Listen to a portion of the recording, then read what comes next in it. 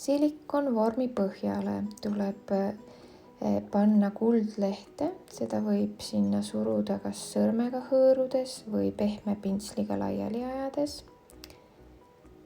Seejärel segame kokku komponendid, et valmistada mass. Komplektis on olemas kõik täpsed kogused, lisage vedeliku hulka pulber ja segage kiirelt segades kokku, nii et tükke ei jääks massi sisse. Seejärel lisame pigmenditilgakesed ja segame kergelt läbi, nii et see osa jääb sealt värvitriibuline. Ja selle kergelt läbi segatud massi valame pooles osas vormile. Seejärel segage kogu mass ühtlaselt läbi ja valage ülejäänud vorm täis. Kui vorm on seisnud 40 minutit, siis võime hakata juba avama vormi.